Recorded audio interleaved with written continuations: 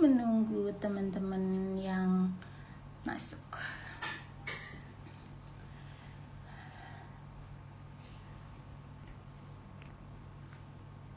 Hai hai. Dah. Selamat malam semuanya. Malam ini aku pertama kalinya mau berbagi cerita tentang rasa. Kenapa namanya cerita rasa Monik? Karena Monik pengen berbagi, sharing, ngajak ngobrol teman-teman yang memberikan banyak inspirasi, yang juga meninggalkan rasa di hati Monik. Cie, keren banget ya. Oke, malam ini di cerita rasa Monik pertama kali, aku akan mengundang someone yang sangat spesial. Mungkin teman-teman semua Wastra lover pasti tahu sama Mbak yang satu ini. Mbak ini buat saya adalah luar biasa karena dia bukan hanya ngenalin saya sama Wastra Nusantara, tapi lebih daripada itu adalah juga banyak ngasih saya inspirasi soal makna hidup, bagaimana cara melihat sebuah kehidupan dari sebuah wastra. Oke, saya akan undang Mbak Dian Urip. Oke, sebentar ya.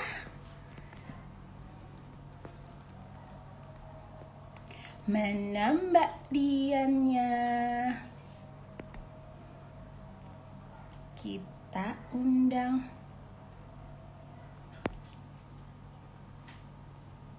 Ke live. Hai Mbak Dian. Hai Mas Andi, apa kabar? Sehat terus ya Mas. Hai Mbak Dian.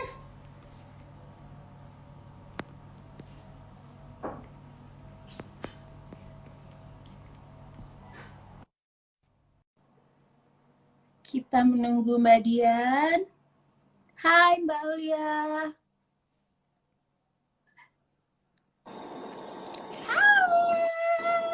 Halo. Mbak sayang, apa kabar? Ya, baik. Hai. Kita backgroundnya Hai. sama loh. Backgroundnya sama ya? Tapi gede punya aku. Oh iya, gede punya. Aduh. Mbak Dian, apa kabar Mbak Dian? Alhamdulillah sehat, tetap semangat, tetap berwastra Nusantara. Aduh bajunya salah fokus ya. Itu gambarnya pasti Garuda, ya kan? Karena hari ini adalah Hari Pancasila. Benar, hari ini adalah hari kelahiran Pancasila. Iya Mbak Dian, jadi tadi aku pas buka Instagram live-nya aku bilang gitu bahwa aku tuh pengen banget sharing sama teman-teman gitu ya tentang siapapun orang-orang yang aku ngerasa itu meninggalkan rasa yang spesial di hati aku gitu. Nah, salah satunya pertama kalinya itu aku pengen ngajak ngobrol Mbak Dian gitu. Tadi aku bilang bahwa Mbak Dian itu buat aku nggak cuman ngenalin aku sama Wastra Nusantara, tapi lebih dari itu, dari Mbak Dian tuh aku banyak belajar tentang bagaimana Wastra Nusantara itu juga bisa memaknai kehidupan. Cie, keren ya. Cie. Nah, jadi Gaya nih. iya, nah jadi aku pengen denger ceritanya Mbak Dian gitu ya. Bagaimana sih Mbak Dian mulai perjalanan memaknai Wastra Nusantara ini buat kehidupan Mbak Dian dan juga orang-orang di sekitar Mbak Dian? Nah, jadi pertama saya sampaikan aku hobi traveling, hobi jalan-jalan, dan ternyata Indonesia sangat kaya. Salah satunya kain. Dari situ ngumpul-ngumpulin kain, kok banyak, kok ada lagi, di sini ada lagi, beda lagi, dan Indonesia terlalu kaya. Aku terus melestarikan kain Indonesia nih. Dengan cara apa? Dengan memakainya sehari-hari. Terus akhirnya pengen jadiin baju yang bisa dipakai, tetap asik, tetap muda, tetap boys kalau aku bilang. Nah gitu, Mbak Monik. Iya, iya. Eh, Tapi ya, jadi awalnya dari traveling, jalan-jalan, terus kemudian ngelihat ternyata wastra Indonesia itu banyak dan keren-keren ya Mbak ya. Nah, kayaknya lebih dari sekedar menemui dan mengetahui bahwa wastra Indonesia itu sangat kaya dan beraneka ragam. Apa sih Mbak yang Mbak pelajarin selain itu dengan perjalanan itu Mbak? Saya lebih menyelami kehidupan para penenun, pembatik, atau para pengrajin kita di seluruh Nusantara bahwa mereka sesungguhnya seniman yang luar biasa, tetapi kehidupan ekonominya mungkin kurang beruntung. Nah, sebagai generasi penerus, terus kita punya ide, mungkin kita lebih paham teknologi dibanding mereka yang di pedalaman. Saya berniat membantu mereka dengan jalan melalui karya baju yang kalau orang beli kainnya aja kadang kan bingung mau diapain. Nah, saya meneruskan dari para pengrajin ini untuk dijadikan sebuah baju yang bisa dipakai sehari-hari, baik buat kerja, buat jalan, buat apa aja, tetap berkain tradisional. Dan itu menunjukkan bahwa itu identitas bangsa kita. Iya, benar. Jadi kita tahu ya bahwa wastra Nusantara itu kan sebenarnya simbol ya atau ikonnya bangsa gitu ya, dan dia juga sebetulnya bisa jadi kayak apa sih Mbak, kayak hai malam semuanya teman-teman, jadi kayak pemersatu Malam, Mbak. bangsa, pemersatu bangsa ya Mbak Dian ya gitu. Nah, aku juga tertarik gitu ya bahwa Mbak Dian itu kalau menghasilkan karya itu selalu menggabungkan banyak macam-macam wastra di dalam satu baju gitu ya, dan ternyata juga maknanya itu ternyata dalam ya Mbak, bukan hanya sekedar menggabung-gabungkan gitu ya, tapi bahwa itulah Indonesia gitu ya Mbak, yang beraneka ragam gitu, benar ya Mbak ya? Betul, jadi saya ingin mengenalkan kepada dunia, kepada orang bahwa baju yang saya desain menggabungkan kain Nusantara. Pertama, bahwa kita kaya akan kain, kita itulah identitas bangsa, dan disitulah persatuan dengan menggabungkan kain wastra, meskipun berbeda tetap satu dan tetap indah meskipun berbeda. Dan itu pas sekali hari ini adalah Hari Pancasila, hari lahir Pancasila, di mana Bapak Soekarno mendapat ilham sila-sila Pancasila di ND. Dan waktu itu saya ada kesempatan fashion show di ND di puncak Danau Kelimutu. Wah, itu rasanya merinding sekali. Kalau mengingat waktu itu. Ceritanya jadi memang selama ini belum ada libur untuk hari lahir Pancasila. Nah, 2017 tuh dibuatlah parade pesona kebangsaan yang diadakan oleh Kementerian Pariwisata. Waktu itu saya dapat kesempatan mengajar anak-anak di pedalaman, di anak-anak SMA, ND, dan anak pondok pesantren di bawah kaki Gunung Meja. Nah, di situ saya ajarkan mereka cara memakai kain. Mereka mempunyai kain semua. Ibu mereka banyak menghasilkan kain. Nah, saya ajak mereka bahwa kain terbaik ibu kamu, saya ajarkan memakai kain tanpa memotong, yang nantinya di fashion show-kan di acara puncak Hari Lahir Pancasila di Kelimutu ND. Kenapa di sana? Karena Pak Karno mendapatkan ilham nilai-nilai Pancasila, perenungannya ketika beliau diasingkan. Nah, dari situ anak-anak bergaya tenun ND, dan di styling yang saya ajarkan mereka naik ke puncak gunung, berangkat jam 3 pagi. Itu sangat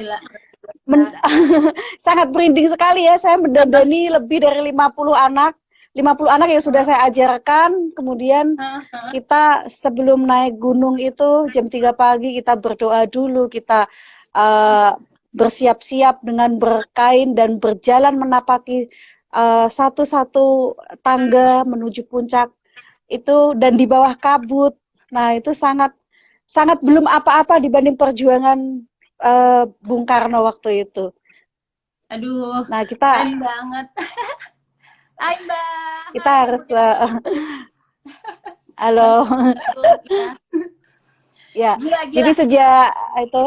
sejak event itu akhirnya kan dicetuskan Hari Lahir Pancasila, hari libur nasional, Nasional, ya. termasuk hari ini. Gila, luar biasa. Aduh, aduh, seru banget pasti aku kebayang didandanin pakai kain, terus kan warna-warni kainnya itu sangat beraneka ragam. Tapi itu juga yang akhirnya kenapa kita bilang wastra itu sangat bineka ya. Jadi Ya, spiritnya, nyawanya tuh sama banget sama kayak Pancasila ya Mbak ya, gitu. ya. Jadi sebenarnya bukan masalah dandan-dandannya saja, tapi Ya, memaknai dari sikap Pancasila dalam kehidupan sehari-hari.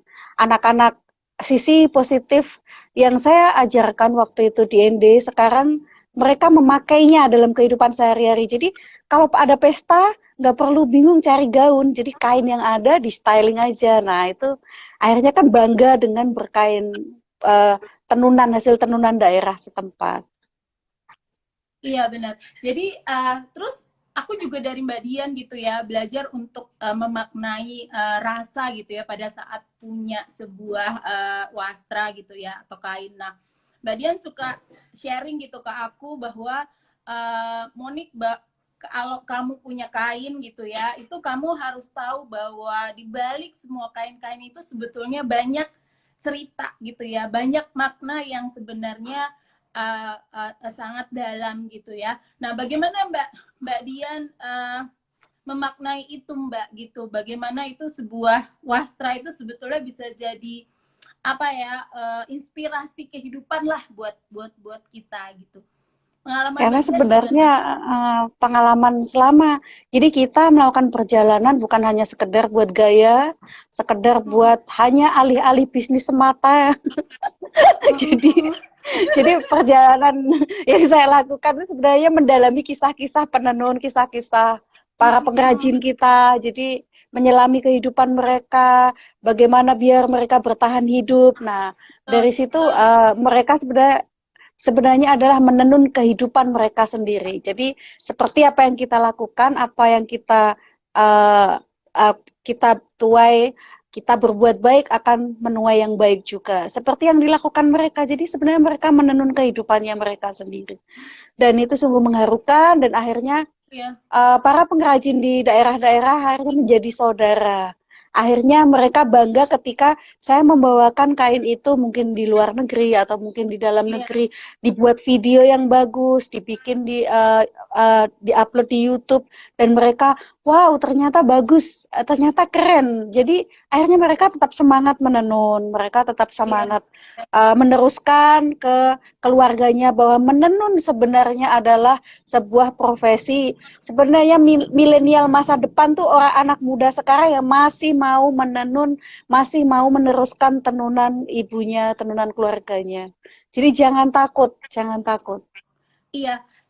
Mungkin satu hal yang aku juga pelajari dari Mbak Dian gitu ya bahwa pada saat Mbak Dian ketemu langsung sama penenunnya ini gitu ya bahwa Mbak Dian itu juga kadang-kadang suka menemukan ada di beberapa tempat gitu yang memang penenunnya itu udah hampir nggak ada ya Mbak ya udah kayak tinggal satu terus kayak udah tua juga gitu. Gimana Mbak mungkin bisa cerita sama teman-teman juga gitu karena memang di satu sisi itu adalah tantangan kita ya ke depannya ya dimana sudah sedikit gitu ya dan mungkin kalaupun ada yang lebih muda yang mau menenun itu juga jarang gimana Mbak Dian melihat Ya, itu Mbak gitu. ya memang jarang. Makanya saya sebagai pengen memperjuangkan itu dengan cara pendekatan kepada mereka. Jadi misalkan ibu yang sudah menenun, saya lihat anaknya yang masih mau menenun, terus ada yang nggak mau, itu saya dekatin, ini tenunan ibumu bagus, tenunan saudaramu bagus, ayo. Tidak harus bisa menenun, tapi paling nggak membantu memasarkan, membantu menjadi kaki tangannya mereka. Jadi mereka yang tidak paham dengan teknologi, akhirnya disambungkan dengan generasi penerus, mungkin itu tetangganya atau gimana. Nah, Jadi pendekatan-pendekatan terus kita lakukan. Gitu. Iya, menarik sih karena mungkin ini juga yang Mbak Dian lakukan ya. Aku again gitu. Ini aku sharing, aku inget-inget gitu banyak hal yang Mbak Dian selalu cerita sama aku gitu. Bahwa satu hal yang aku bangga sama Mbak Dian adalah Mbak Dian terus membantu ya tanpa terkecuali semua penenun-penenun dari seluruh Indonesia. Bahkan Mbak Dian itu rela tiba-tiba pokoknya kayak mereka tuh udah ngasih aja sebrek kainnya gitu ke Mbak Dian gitu ya, dan Mbak Dian juga akhirnya punya apa ya kayak tanggung jawab moral untuk membantu mereka gitu. Jadi mereka juga merasa bahwa apa yang mereka upayakan, yang mereka tenun dengan hati, dengan sukacita itu tuh juga bisa sampai ke orang banyak, Mbak, gitu. Ya, jadi banyak sih, benar. Jadi malah saya ini keblekan tenun-tenun, tolong kami. Jadi saya nggak pernah, jarang sih membeli tenunan yang milih gitu. Jadi tugas saya gimana nyiptain tenunan ini biar laku. Setiap hari harus mikir itu, biar laku, bajunya laku, dan saya bisa membeli tenunan mereka lagi. Jadi dan saya menikmatinya, saya tidak merasa terbebani. Justru di situ tantangan, di situ semangat untuk Indonesia juga. Untuk mempertahankan kain kita ya, seperti itu yang bisa saya lakukan dan menularkan keajaiban wastra Nusantara kepada siapapun itu. Mohon. Iya, benar. Iya, jadi kan kadang-kadang kan itu kan cara Mbak Dian ya untuk tetap membuat mereka itu hidup ya Mbak ya gitu. Jadi mereka hidup di satu sisi, mereka juga tetap terus bangga menghasilkan karya-karya tenun itu gitu ya. Nah, dan juga kenapa kok salah satu kehebatan Mbak Dian adalah Mbak Dian juga mengapresiasi gitu ya hasil karya mereka dengan tidak memotong banyak kain-kain itu ya Mbak ya, dan menggunakan semua kain-kain itu untuk sesuatu yang fashionable gitu akhirnya jadinya gitu ya. Gitu ya Mbak Dian ya. Ya, jadi di sini dibedakan untuk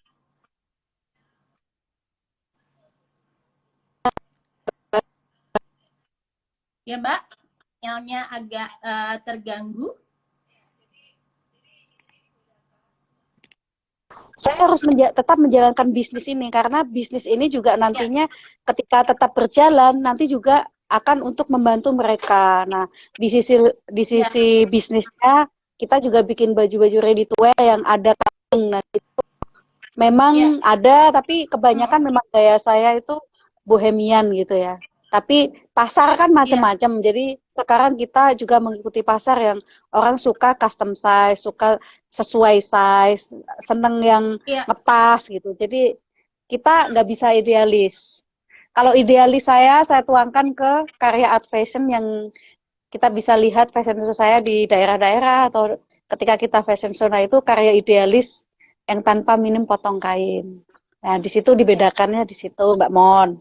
Iya, benar-benar. Jadi karena kan memang dulu tuh kayak kalau misalnya milenial gitu ya disuruh pakai kain atau wastra Nusantara tuh kok kayaknya kesannya kayak tua gitu ya, atau atau kurang modern gitu. Nah tapi ternyata kan sekarang wastra itu sudah ada dalam bentuk yang sangat ya tadi yang Mbak Dian kayak fashionable items gitu ya, mulai jadi anting gitu ya, atau bahkan semua aksesoris, sepatu, tas gitu ya. Kayaknya sekarang kan udah mulai booming gitu ya, bahwa wastra itu kayak jadi fashion statementnya Indonesia gitu ya Mbak ya, gitu.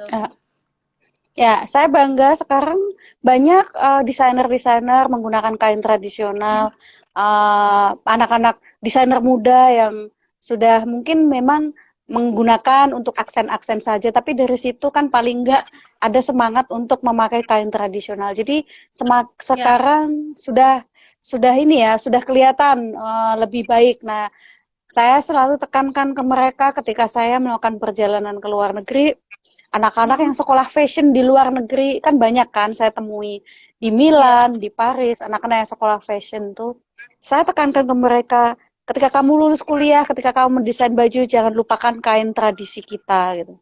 Dan itu kebanyakan tuh nggak ngerti, kebanyakan masih apa kain tradisi bisa nggak ya, nanti bisa diterima pasar nggak? Nah itu tugasmu, gimana caranya biar baju kamu laku dan rajin kita gitu.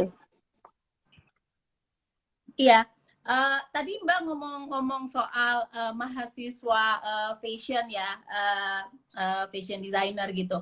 Saya juga pernah ketemu sama satu mahasiswa, waktu itu saya lagi ngisi acara gitu Mbak Dian, terus ketemu sama satu mahasiswa fashion design gitu. Terus dia nanya, Mbak, saya itu pengen bikin baju gitu ya, tapi dengan pakai bahannya Wastra Nusantara.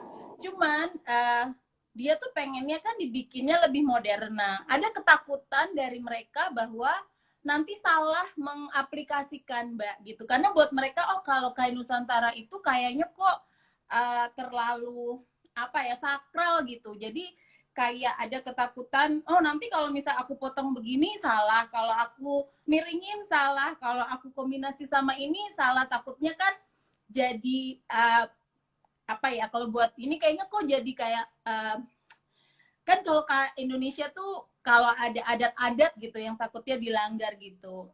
Menurut Mbak gimana ya gitu? Karena kita juga harus mengedukasi mereka gitu, nggak perlu takut yang seperti itu. Gimana Mbak?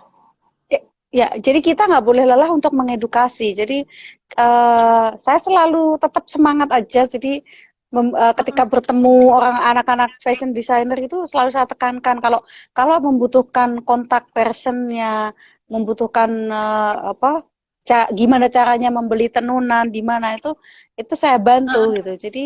Jadi kita nggak boleh menyerah. Saya berkomitmen juga dalam diri sendiri. Saya tidak akan menyerah dengan mengedukasi orang-orang, tetap berwastra, dan bagaimana desain-desain saya akan tetap ada ide-ide baru biar tetap memakai kain wastra gitu. Jadi alhamdulillah sudah 12 tahun saya komitmen dengan Wastra Nusantara. Gitu Mbak Mon. Gila, 12 tahun dan Mbak Dian juga udah keliling ke lebih dari 30 negara ya Mbak ya, kalau nggak salah ya. Ya. Ya, Mbak ada pengalaman apa yang paling berkesan waktu jalan-jalan ke luar negeri? Karena aku dengernya gini nih, aku dengernya nih ya, agak sedih sih gitu. Kayaknya kok Wastra Nusantara tuh justru lebih dihargain di luar Indonesia gitu, di luar negeri gitu. Menurut Mbak Dian gimana? Ya betul, kalau di luar itu memang sangat dikagumi karena namanya kalau sudah handmade, mereka tuh seperti angkat tangan. Jadi handmade itu udah tutup mata, mahal pasti, keren iya. Dan selama pengalaman saya, banyak penghasil tenun negara-negara lain, ada Turki juga punya, terus Amerika Latin itu juga ada, tapi yang punya warna alam hanya Indonesia. Nah itu kebanggaannya di situ, kebanggaan saya di situ selalu. Jadi karena letak geografis juga memunculkan warna alam berbeda-beda. Nah itu menjadi poin saya ketika saya menyampaikan karya-karya, menyampaikan tenunan Indonesia. Dan mereka sangat appreciate, sangat kagum, sangat tidak menyangka bahwa Indonesia yang negara kepulauan ini memiliki letak geografis yang berbeda-beda, akhirnya menghasilkan warna alam yang berbeda-beda juga. Jadi pengalamannya sangat banyak mengesankan, mengagumi, bahkan orang Indonesia sendiri yang tinggal di luar negeri banyak yang tidak tahu. Nah itu dia. Iya, tapi memang iya sih luar biasa, Li. Bahkan apa ya Mbak, warna-warna alam itu juga sekarang sudah semakin kaya ya. Jadi kayaknya semakin lama tuh banyak yang diekspor gitu, kayak apa bisa dari daun mangga, indigo, batang-batang pohon akar gitu ya Mbak, secang gitu ya. Itu juga pembahasan sendiri ya Mbak ya, mengenai warna alam yang menarik ya Mbak ya.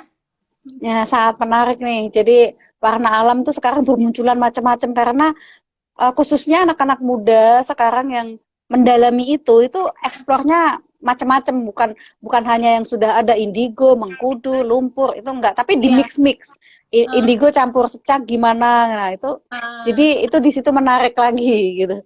Jadi sebenarnya tergantung kita ya, kreatif-kreatif kita, ide liar kita. Jadi semakin kamu punya sesuatu yang unik, semakin kamu berpikir, wah ini melakukan sesuatu yang di luar orang tidak memikirkan, semakin boysnya di situ.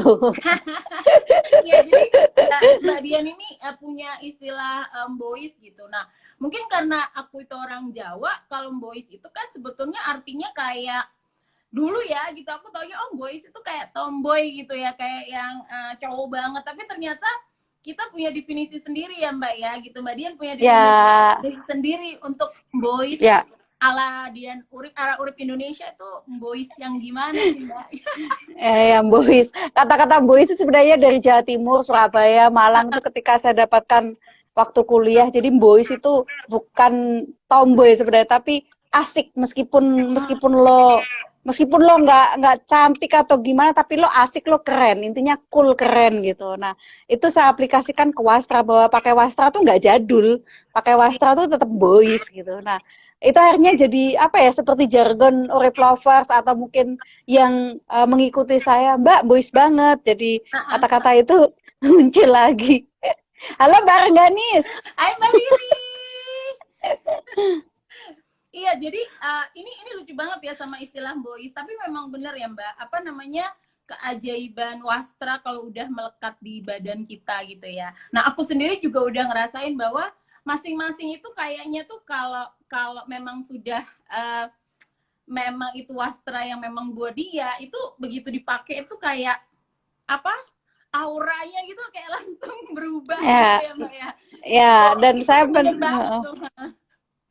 dan saya ibaratnya kayak nyiptain kata boys itu dalam wastra. Jadi boys dengan kain tetap bersneaker, tetap bisa melakukan aktivitas outdoor, tetap bisa buat naik gunung dengan kain wastra gitu. Jadi ya lo nggak jadul. Kalau emang zaman dulu emang buat blazer aja ya, tenun buat rapat-rapat gitu, terus buat meeting, terus buat berkain aja, bersarung. Nah sekarang dibikin apa? Dibikin celana yoga juga bisa. Dibikin Iya. banyak anak-anak gunung yang beli baju saya ketika di atas gunung pakai baju dari tenunan. Kayaknya tuh pas banget tuh. Jadi ya itulah definisinya boys. Lo nggak harus standar gitu.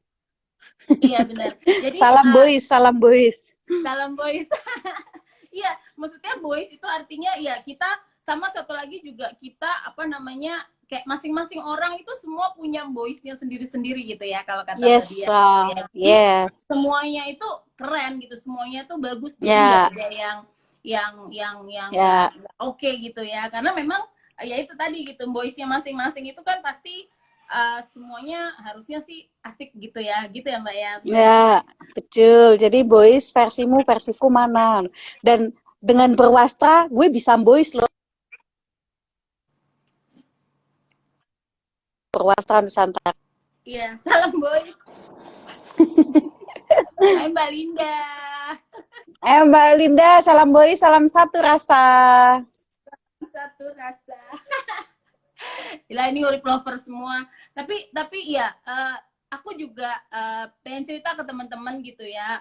Nanti juga mungkin teman-teman yang nggak bisa hadir di Instagram Live ini, nanti juga aku simpan di Instagram TV ya. Jadi aku itu begitu menikmati perjalanan aku saat bersama dengan Mbak Dian Urip gitu ya. Karena buat aku perjalanan sama seorang Dian Urip itu bukan perjalanan yang biasa aja gitu ya. Jadi perjalanan rasa kalau buat aku. Oke, cocok. Jadi karena misalnya kayak waktu itu aku pernah yang paling aku suka pada saat aku ke Toraja ya waktu itu sama Mbak Dian gitu ya. Mbak Dian itu selalu apa namanya, kalau misalnya bener tadi gitu, bahwa pakai kain itu nggak cuma masalah keren-kerenan atau gaya-gayaan gitu ya, tapi bagaimana kita bisa memaknai apa namanya apa wastra yang kita pakai gitu. Nah, bagaimana wastra itu juga apa namanya menyatu gitu sama apa namanya kehidupan gitu ya. Jadi bahwa kalau lagi ini teman-teman ya, kalau aku lagi art fashion sama Mbak Dian itu nggak tahu kenapa gitu ya, ada rasa yang luar biasa, apa ya Mbak, mistis atau apa gitu kayaknya tuh kalau rasanya gimana Soalnya gini sih, Jadi Saya gini sih, Mon.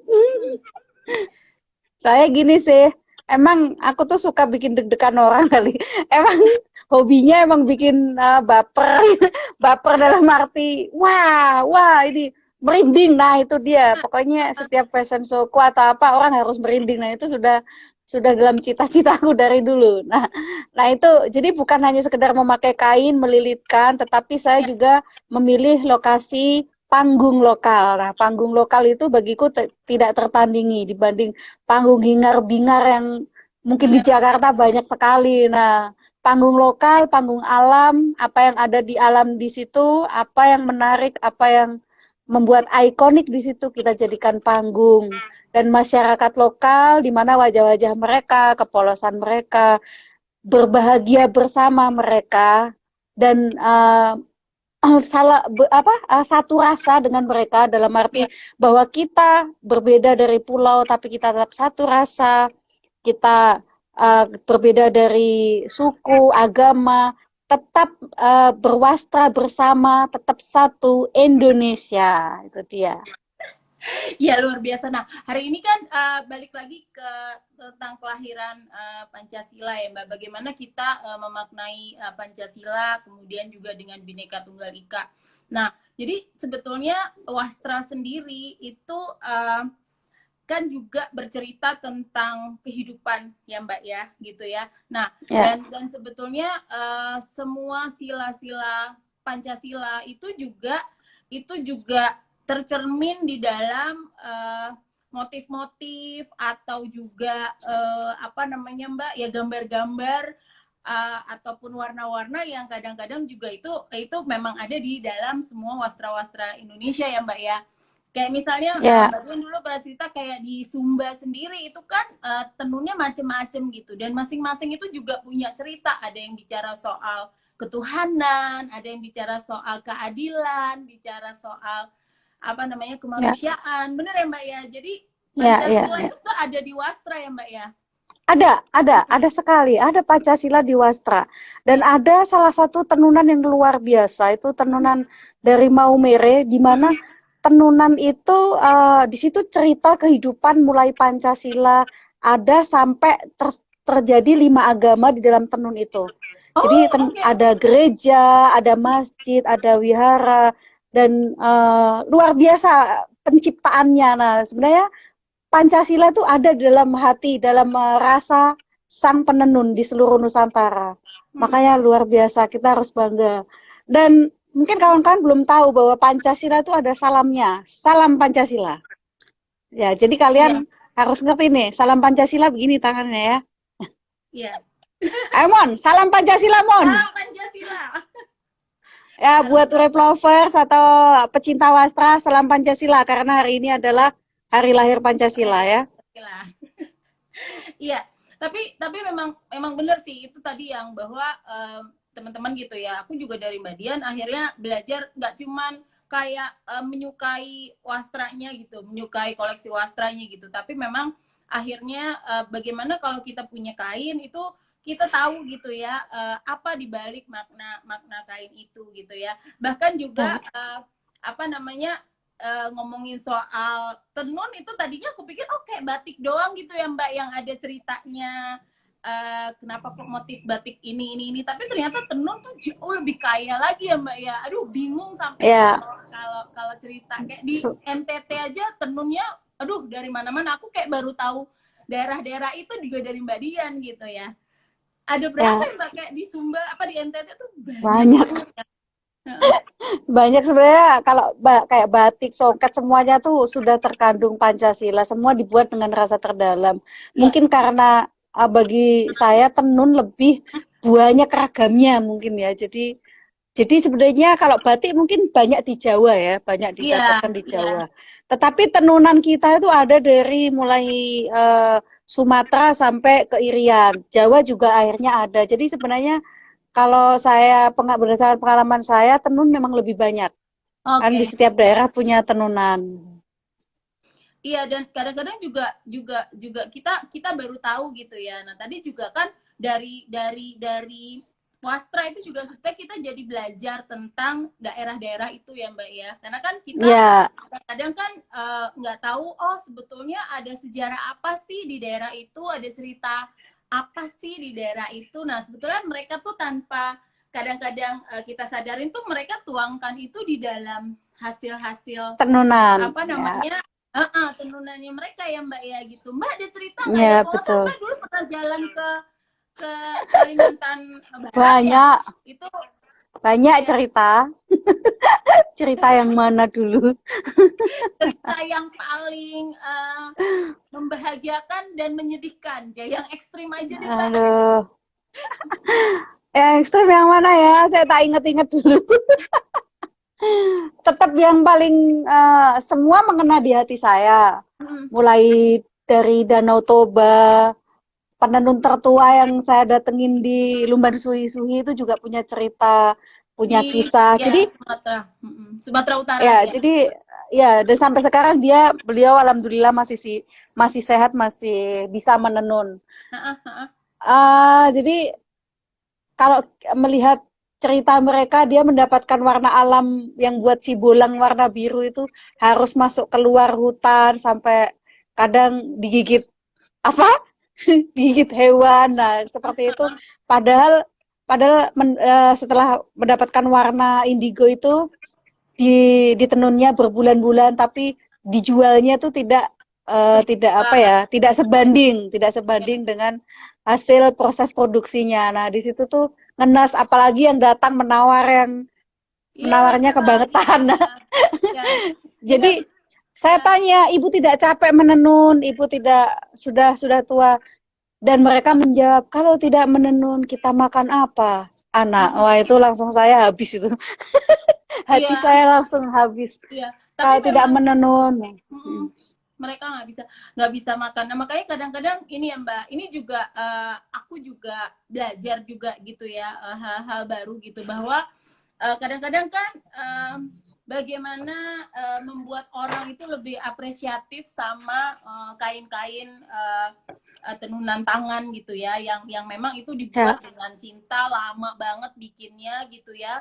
Harus kayak hatinya gembira dulu baru menenun gitu biar hasilnya bagus, jadi butuh proses yang panjang gitu, tapi nggak banyak yang bisa apa ya Mbak apresiasi karena aduh kenapa sih orang kain Indonesia mahal amat gitu ya kan, kadang-kadang orang ada yang seperti itu gitu ya Mbak ya. Nah ya, Mbak ya. Mbak Dian gimana nih gitu maksudnya untuk apa namanya buka mata mereka gitu mengenai mahal banget sih cuman kain gitu doang gitu kan, mungkin biasa beli branded item kali mereka jadi kurang Ya tetap bisa. saya tidak lelah untuk mengedukasi, tetap sabar ketika dimaki-maki di WhatsApp. Kenapa ya mahal sekali?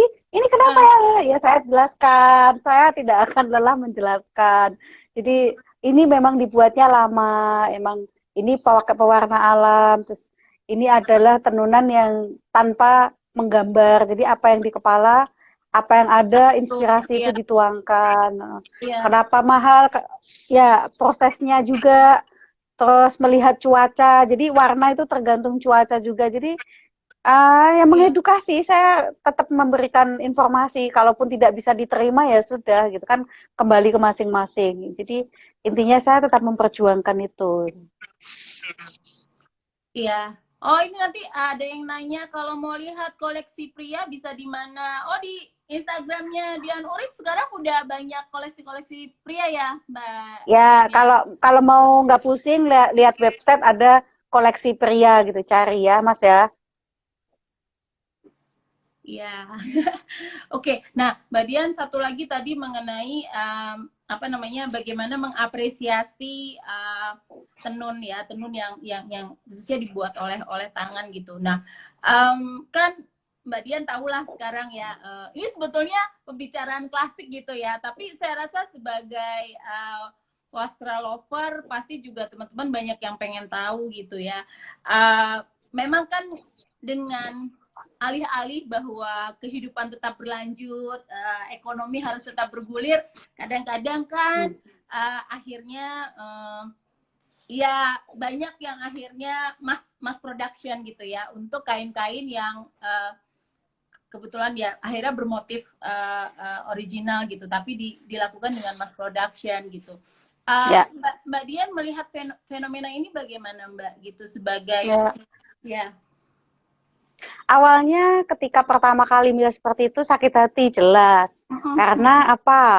Saya melakukan perjalanan menyelami kisah mereka dan mereka menenunnya dengan sungguh lama, dengan penuh rasa terdalam, ternyata di print atau dicetak, tetapi akhirnya saya gelar gulung di sini. Jadi kita nggak boleh langsung wah jangan pakai ini.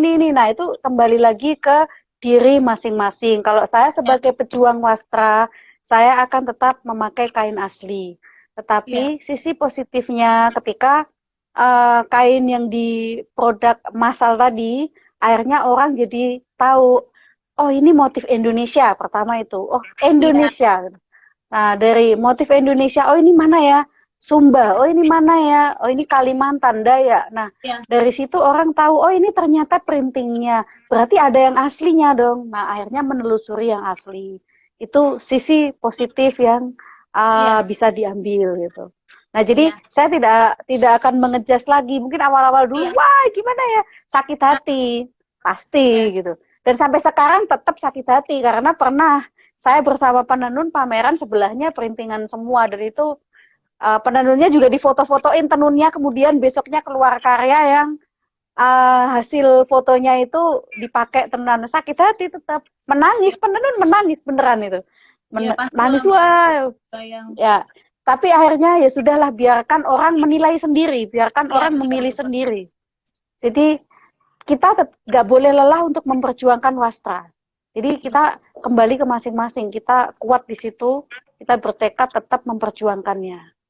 Iya, jadi mungkin it's like a small action ya Mbak, tapi yang penting tetap konsisten ya Mbak ya, karena memang kan kalau misalnya nggak Mbak Dian perjuangkan ya itu tadi gitu, gimana akhirnya mereka masih mau berkarya gitu kan, karena kan kalau misalnya kita akhirnya Mbak Dian juga nggak mengambil tenun-tenun mereka, juga mereka jadi merasa bahwa untuk apa aku berkarya, juga nggak ada yang mau ngambil gitu kan, nggak ada yang mau beli gitu tenun-tenun tangan aku gitu kan. Nah itu kan pasti akan membuat mereka demotivasi dan akhirnya tidak mau menenun lagi gitu. Jadi kan Mbak Dian mencoba untuk menjaga itu ya Mbak ya, dengan ya udah kamu tenun aja terus, nanti pasti aku ambil gitu. Nah dan akhirnya kita konsisten.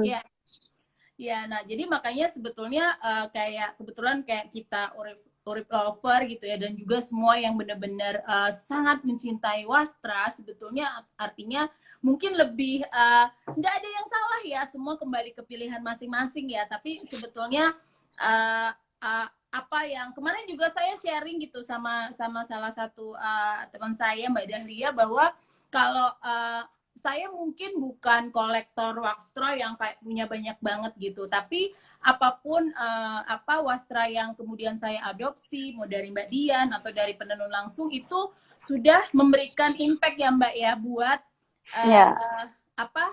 satu lingkaran ekonomi itu gitu kan, karena kan kita harus support penenun, dukung Mbak Dian juga sebagai orang yang juga membantu untuk meneruskan gitu ya hasil-hasil karyanya mereka ya Mbak ya gitu.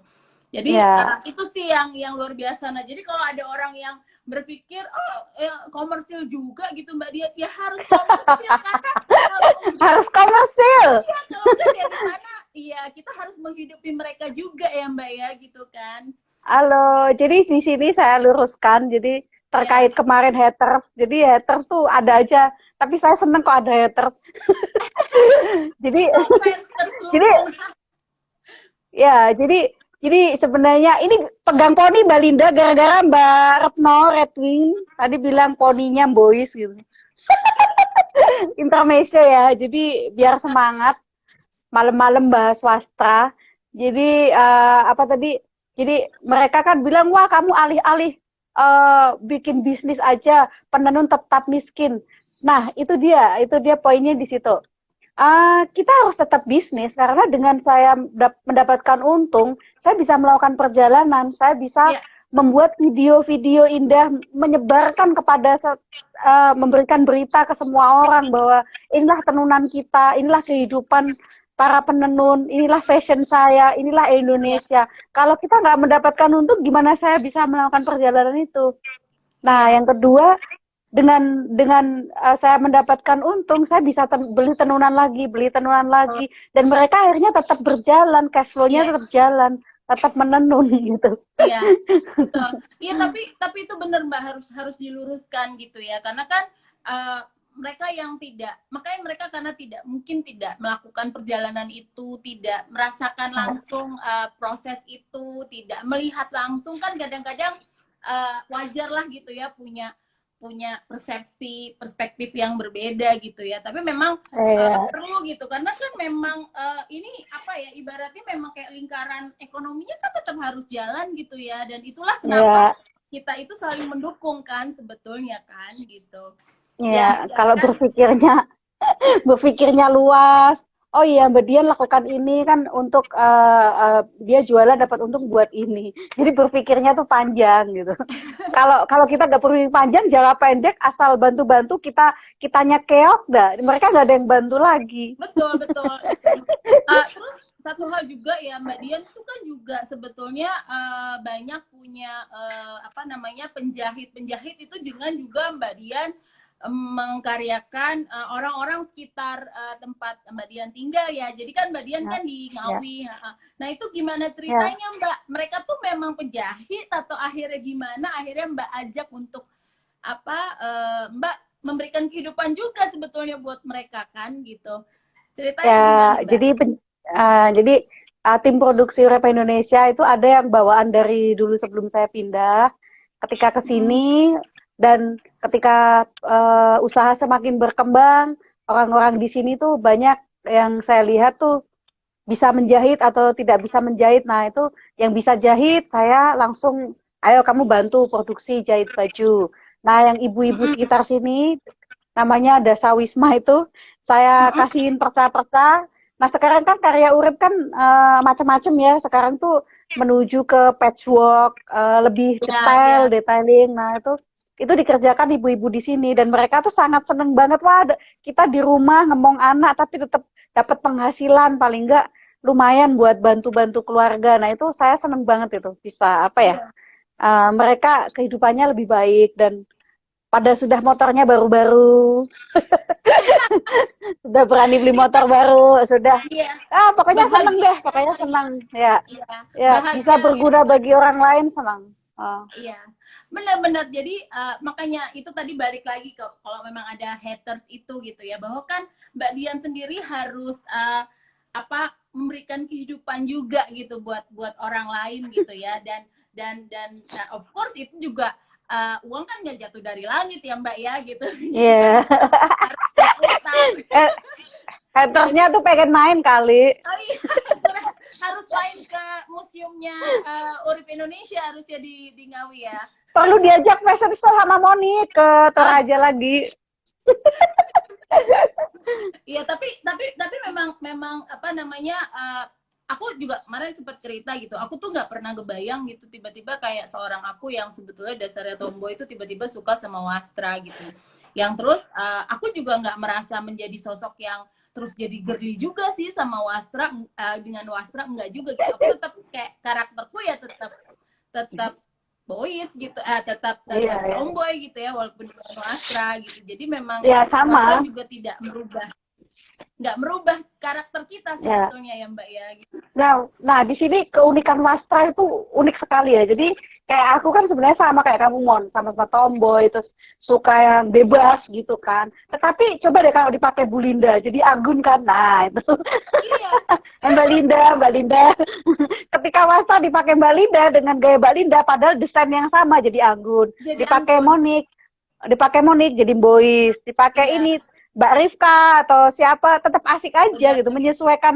Nah, itu terlepas dari semua terlepas dari doa Pananun sendiri. Jadi Allahumma komplit deh. Iya, tapi memang itu tuh emang memang memang melekat gitu, kayak kayak kayak akhirnya kan sekarang kayak Mbak Dian aja juga udah tahu gitu ya, kayak aduh Moni Nik, ini bajunya kamu banget, ini kainnya kamu banget gitu. Kayak lama-lama tuh kain atau wastra tuh kayaknya udah sangat attach gitu ya Mbak ya sama seorang sebuah karakter ya Mbak ya. Gitu. Ya, ketika orang membeli karya atau ini mesti saya sarankan ini bagus buat kamu, ini kamu banget, atau ini sebaiknya kamu yang begini gitu. Dan wastra juga jodoh-jodohan, ketika orang pengen itu ternyata nggak jadi, jodohnya ke si A atau nanti si B gitu. Jadi wastra itu juga jodoh-jodohan. Iya, aku juga soalnya ada beberapa ya Mbak ya, udah muter berbulan-bulan, akhirnya balik ke aku lagi gitu ya. Ya itu. Gitu ya. Halo Bu Linda. Bu Linda kepalanya gede. Kalau Bu Linda nih suhu. Pokoknya semua yang dipakai Bu Linda kayak langsung gitu ya, luar biasa. langsung jadi anggun. Langsung jadi anggun. Salju pun meleleh. Ya. Terus lucu lagi kan kalau wastra itu aku kan dulu tuh sebetulnya kan orangnya juga nggak suka pakai motif-motif yang kayaknya tabrak-tabrakan gitu ya Mbak ya. Tapi nggak tahu kenapa begitu pakai wastra itu motif tabrak-tabrak itu kok jadi seru ya. Ini aku tuh inget banget. Ini adalah ini tuh kalau Mbak Dian ingat, ini adalah baju pertama yang aku adopsi dari Mbak Dian ya. Ini tuh satu baju tapi ada beberapa tenun ya Mbak ya. Ada Baduy, ada Kalimantan gitu ya. Nah, walaupun kayak warnanya tabrak lari, motifnya tabrak lari, tapi nggak tahu kenapa kok kayaknya emang keren aja gitu, kayak matching aja gitu. I think itu juga salah satu magicnya wastra ya nggak sih Mbak? Ya, magicnya wastra sama itu.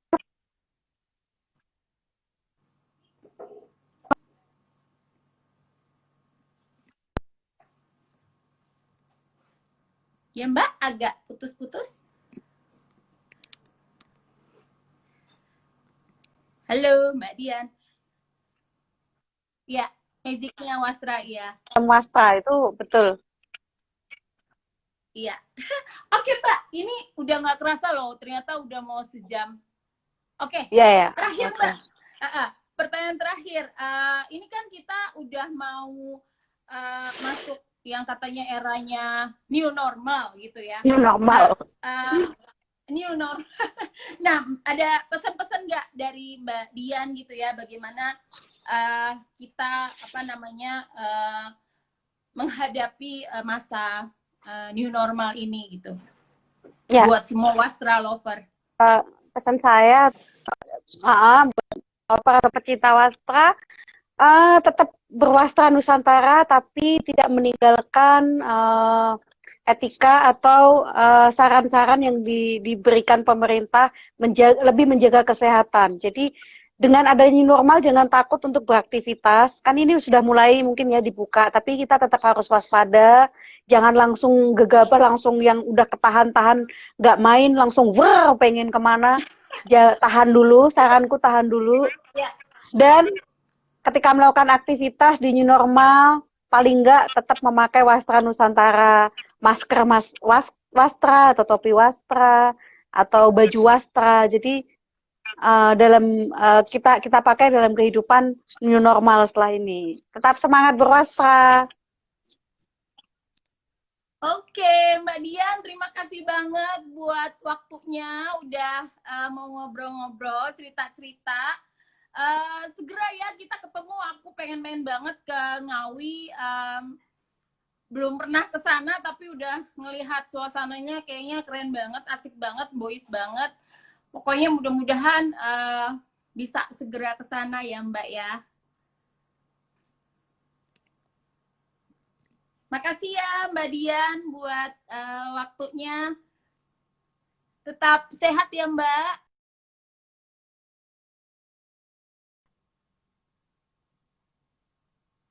Thank you. Oke teman-teman, tadi obrolan aku sama Mbak Dian Urip. Nanti aku akan ngobrol sama lebih banyak teman-teman aku lagi, lebih banyak ngobrol sama-sama orang-orang baik, orang-orang yang juga memberi inspirasi buat kehidupan aku. Minggu depan aku akan punya tamu lain yang akan aku ajak ngobrol, yang untuk berbagi rasa juga sama Monik. Oke, makasih ya teman-teman yang udah join. Sampai ketemu lagi ya. Bye-bye.